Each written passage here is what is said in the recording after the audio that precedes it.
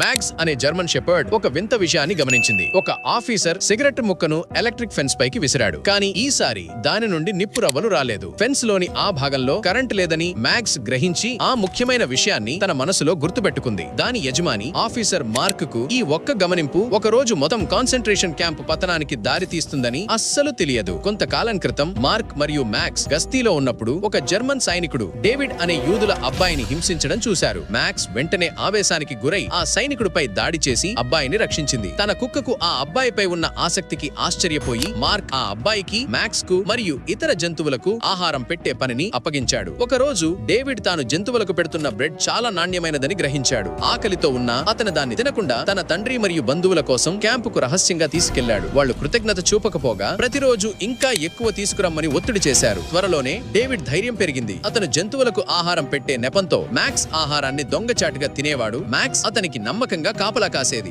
Officer mark కు ఎప్పుడూ అనుమానం రాలేదు. తాను పెంచిన ఆ యుద్ధవీర కుక్క నిజానికి యుద్ధం ముందు ఆ అబ్బాయి పెంపుడు కుక్క అని అతను కలలో కూడా ఊహించలేదు. ఒక రాత్రి జరగనానిది జరిగింది. మార్క్ డేవిడ్ ను సోదా చేయగా అతని జేబుల్లో బ్రెడ్ ముక్కలు దొరికాయి. భయంతో డేవిడ్ కు తాను చనిపోతానని అర్థమైంది. చివరిగా అతను ఆ కుక్క రహస్యాన్ని బయట పెట్టాడు. నువ్వు నీ కుక్కను చూసుకోవటం లేదు. అతను మార్క్ కళ్ళల్లోకి చూస్తూ అన్నాడు, అది నా కుక్క, దాని పేరు కాలేబ్. మార్క్ తన పిస్టల్ ఎత్తగానే డేవిడ్ తండ్రి వెనుక నుండి వచ్చి అతన్ని కొట్టి పడేశాడు. ఆ రాత్రే వాళ్ళు